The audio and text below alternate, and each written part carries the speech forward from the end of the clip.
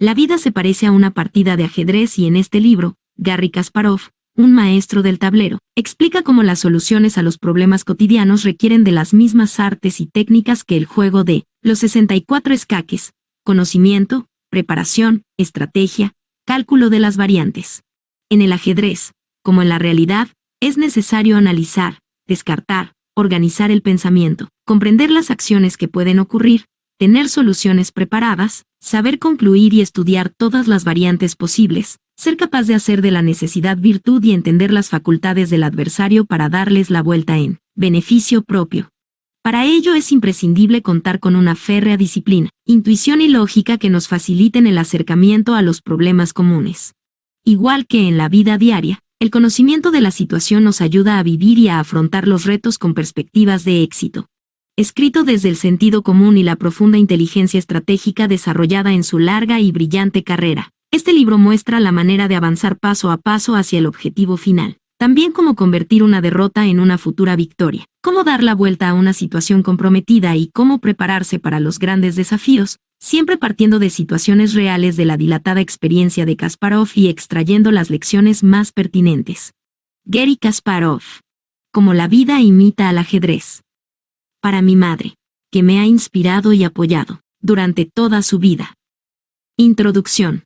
El secreto del éxito. Al ser una estrella del ajedrez juvenil en un país loco por el ajedrez como es la Unión Soviética, me acostumbré desde muy joven a las entrevistas y a hablar en público. Aparte de preguntas ocasionales sobre aficiones y chicas, aquellas primeras entrevistas se centraban exclusivamente en mi profesión de ajedrecista. En 1985 me proclamé campeón del mundo a la edad de 22 años, y a partir de ese momento las preguntas que me hacían cambiaron radicalmente. En vez de interesarse por las partidas y los torneos, la gente quería saber cómo había conseguido aquel éxito sin precedentes. ¿Cómo había conseguido esforzarme tanto? ¿Cuántas jugadas planeaba de antemano? ¿En qué pensaba durante una partida? ¿Tenía memoria fotográfica? ¿Qué comía? ¿Qué hacía por las noches antes de acostarme? En resumen, ¿cuáles eran los secretos de mi éxito? No tardé mucho en darme cuenta de que mis respuestas decepcionaban al público. Me había esforzado mucho porque mi madre me enseñó a hacerlo. Los movimientos que planeaba de antemano dependían de la posición.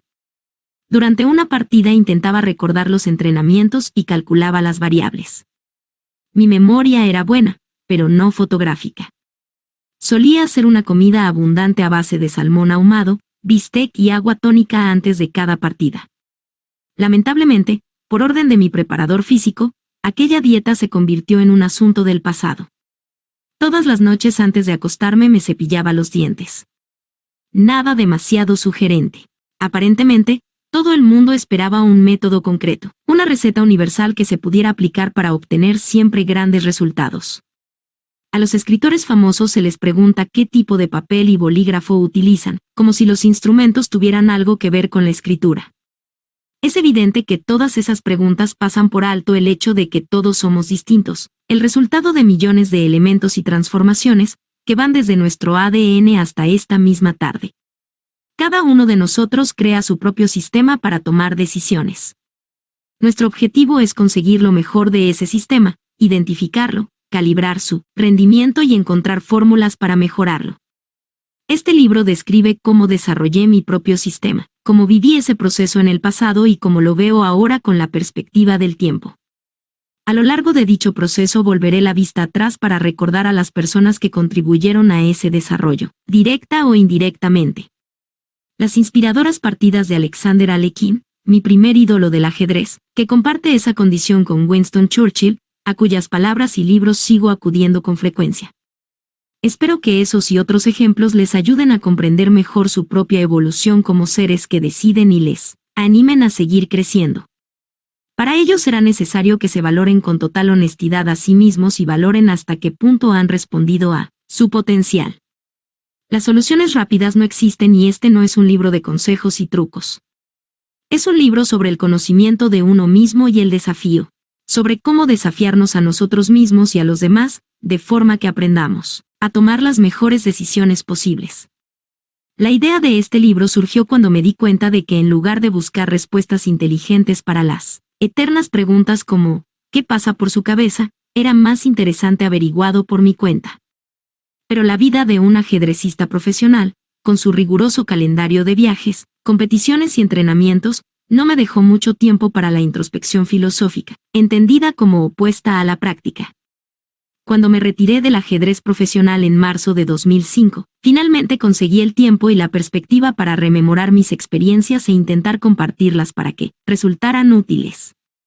Este libro sería diferente si lo hubiera terminado antes de mi espectacular giro del ajedrez a la política. Primero, necesité tiempo para asimilar las lecciones aprendidas en mi vida como ajedrecista. Segundo, mis nuevas experiencias me obligan a preguntarme quién soy y de qué soy capaz. No basta con ser un apasionado, defensor de la democracia. Organizar coaliciones y organizar conferencias me obliga a aplicar de forma totalmente nueva mi visión estratégica y demás habilidades como ajedrecista. Tras pasar 25 años en una cómoda posición de experto, debo analizar mi habilidad para construir y reconstruirme a mí mismo de cara a esos nuevos desafíos. Un mapa del cerebro. El día que cumplía 6 años me desperté y me encontré con el mejor regalo que nunca había tenido. Junto a mi cama había un globo terráqueo enorme. Tuve que frotarme los ojos para convencerme de que era real. Siempre me han fascinado los mapas y la geografía, y mis historias infantiles favoritas eran los relatos de mi padre sobre los viajes de Marco Polo, Colón y Magallanes. Todo empezó cuando mi padre me leyó fragmentos del libro de Stefan Zweig, Magallanes, El hombre y su gesta. Seguir el rastro de los viajes de esos grandes exploradores se convirtió en nuestro pasatiempo favorito. Poco después sabía el nombre de las capitales de todos los países del mundo, sus habitantes y todo lo que era capaz de averiguar. Aquellos relatos de aventuras reales me fascinaban más que cualquier cuento de hadas. Aunque no nos fijábamos especialmente en las descripciones de las terribles travesías por los mares del mundo, yo sabía que era necesario un valor increíble para ser el primero en emprender ese tipo de viajes. Aquellas historias alentaban mi propio espíritu de pionero. Deseaba abrir nuevos caminos, aunque en aquella etapa de mi vida eso se reducía simplemente a volver a casa por un camino nuevo. Así, a lo largo de mi carrera de ajedrecista busqué nuevos desafíos, cosas nuevas que nadie hubiera hecho antes. La época de los grandes exploradores y emperadores ya ha pasado, pero siguen quedando algunos territorios por descubrir. Podemos explorar nuestros propios límites y los límites de nuestras vidas. También podemos ayudar a los demás a hacerlo, y quizá darle un globo terráqueo a un niño, o el equivalente en nuestra era digital, para su cumpleaños.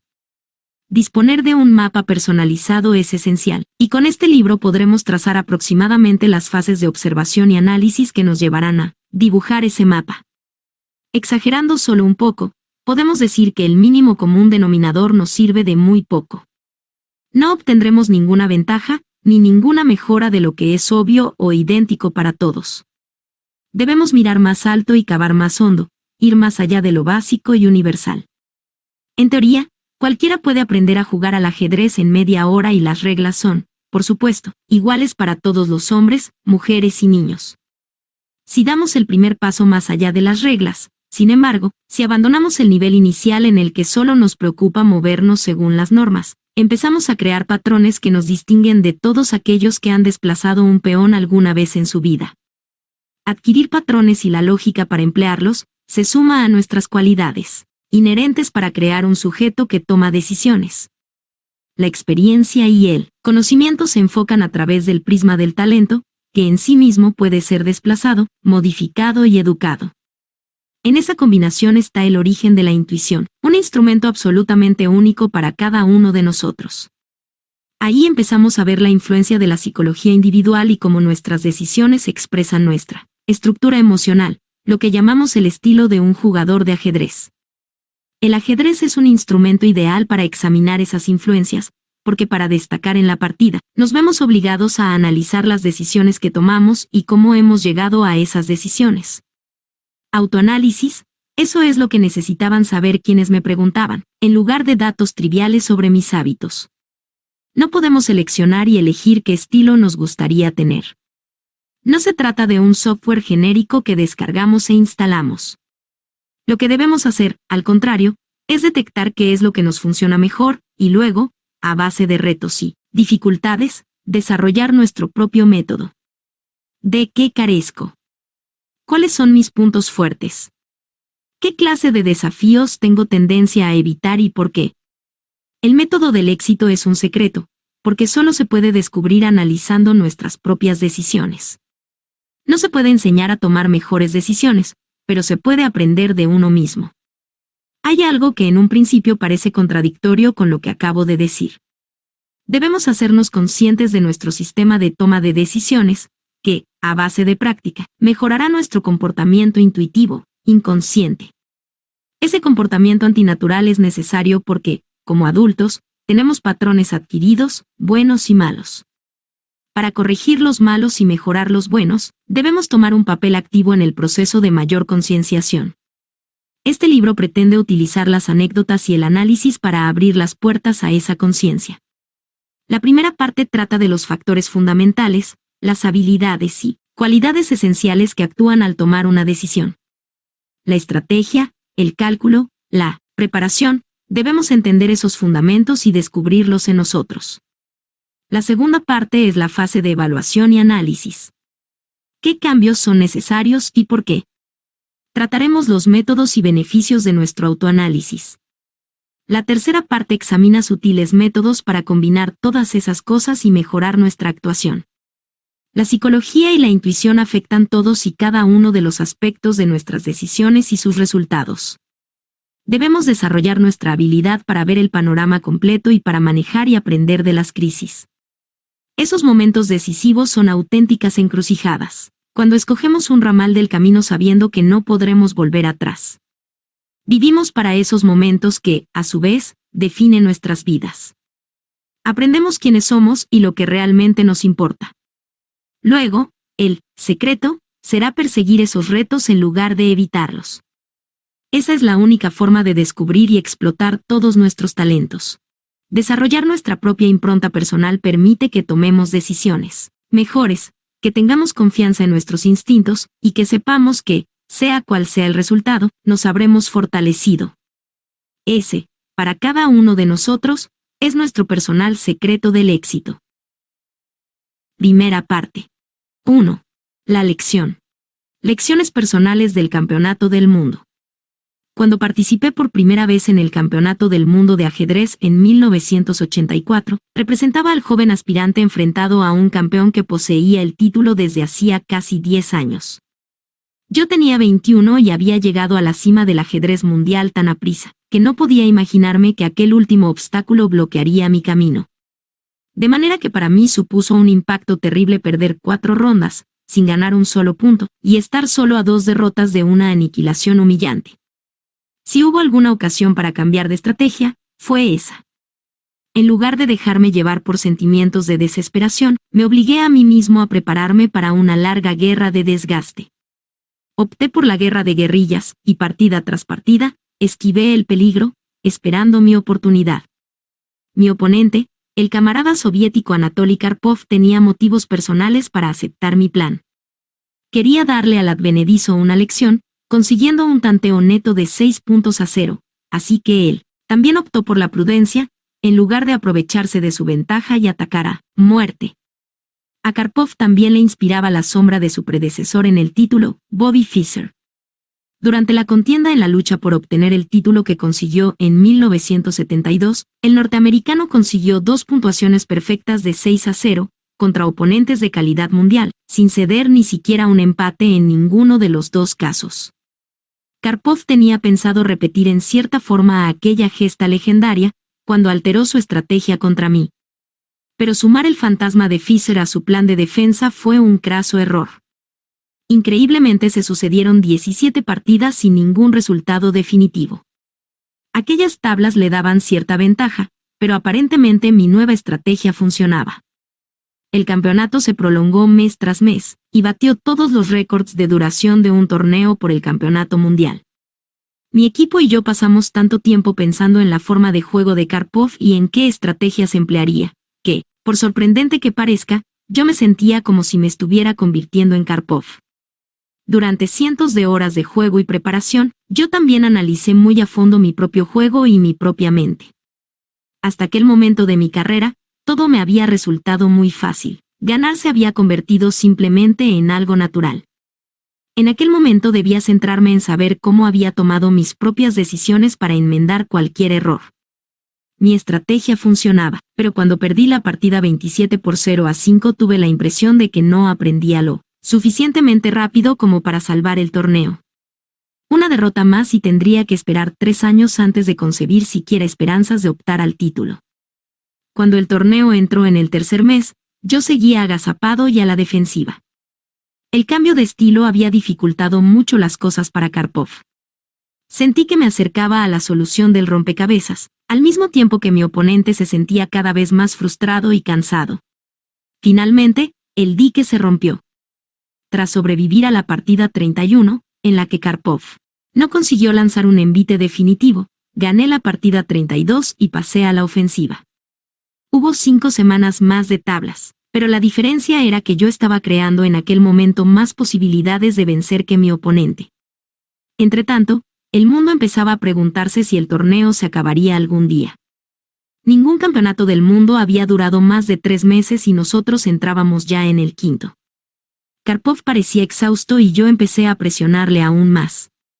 Después de casi conseguir la partida 46, gané la 47 con un estilo apabullante. ¿Era posible el milagro? Exactamente en aquel momento, los organizadores decidieron que los jugadores necesitaban un descanso y aplazaron varios días la siguiente partida. Pese a aquella decisión sin precedentes, también gané aquella partida. De pronto estábamos 3-5, y yo llevaba la iniciativa. Entonces se produjo una deriva extraña. El 15 de febrero de 1985, en Moscú, Florencio Campomanes, presidente de la Federación Internacional de Ajedrez, FIDE, cedió a las presiones de las autoridades deportivas soviéticas y convocó una conferencia para anunciar la suspensión del torneo. Después de 5 meses, 48 partidas y miles de horas de juego y estudio, el torneo había acabado sin un ganador. Debíamos regresar 6 meses después para batirnos de nuevo, y la próxima vez habría un límite de 24 partidas. Apartaron a Karpov del peligro inminente y así pudo darse la satisfacción de retener su título un poco más. El comunicado oficial de prensa decía que Karpov aceptó la decisión y Kasparov la soportó. Una distinción semántica curiosa pero cierta. El Hotel Sport donde se celebró esa notoria conferencia de prensa ha sido demolido. Su estilo totalitario, sin embargo, sigue vivo en mi memoria y de forma creciente, en la ciudad de Moscú. Aparte de una amarga imagen sobre la Unión Soviética y su política ajedrecista, aprendí muchísimo durante aquel torneo. El campeón del mundo fue mi preparador personal durante 5 duros meses. No solamente aprendí su forma de juego, también tomé conciencia de mi propio sistema. Era mucho más capaz de identificar mis errores y por qué los cometía, y había aprendido el mejor modo de evitarlos, cómo mejorar el propio proceso de toma de decisiones. Aquella fue mi primera experiencia real, en la que me cuestioné a mí mismo en lugar de fiarme únicamente de mis instintos. Cuando empezó el segundo torneo en Moscú, no tuve que esperar meses para mi primera victoria. Gané la primera partida. El torneo siguió siendo una batalla muy dura. Yo fui por detrás durante casi toda la primera parte, pero ahora ya no era aquel joven ingenuo de 21 años. Había remendado los agujeros que Karpov explotó con tanta eficacia al principio del primer torneo. Ya era un avesado veterano de 22 años, que se convirtió en el campeón del mundo, y conservé el título durante 15 años. Cuando me retiré en 2005, seguía siendo el jugador mejor valorado del mundo, pero un ajedrecista de 41 es demasiado viejo para mantenerse en la cumbre, cuando muchos aspirantes tienen menos de 20 años. Tomar conciencia del proceso. Para mí hubiera sido imposible permanecer en la cumbre durante tanto tiempo, sin aquellas lecciones que recibí de Karpov sobre mi propio juego y mis propias debilidades. No solo me hizo ver mis fallos, sino la importancia de averiguarlos por mí mismo. En aquel momento no era consciente del todo, pero aquel famoso torneo maratoniano me dio la llave del éxito. No basta con tener talento, no basta con trabajar duro y estudiar hasta altas horas de la noche. Hay que ser, además, rotundamente consciente de los métodos que te llevan a la toma de decisiones. Conocerse a uno mismo es esencial para combinar tu sabiduría, experiencia y talento con un mayor rendimiento. Pocas personas tienen la oportunidad de llevar a cabo este tipo de análisis. Cada decisión es fruto de un proceso interno, ya sea en el tablero, en la Casa Blanca, en una sala de reuniones o en la mesa de la cocina. El tema de esas decisiones puede ser distinto, pero el proceso puede ser muy similar. Siendo el ajedrez el centro de mi vida desde tan joven, no es de extrañar que tendiera a ver al resto del mundo en términos ajedrecísticos. Creo que el juego suele ir acorde con el excesivo o deficiente respeto de los que contemplan desde el exterior ese universo de 64 escaques. Ni es un entretenimiento trivial, ni un ejercicio reservado para genios o superordenadores. Para que comprendamos mejor los principales temas del siguiente capítulo, primero echaremos un vistazo a algunos conceptos y equívocos sobre este juego de reyes.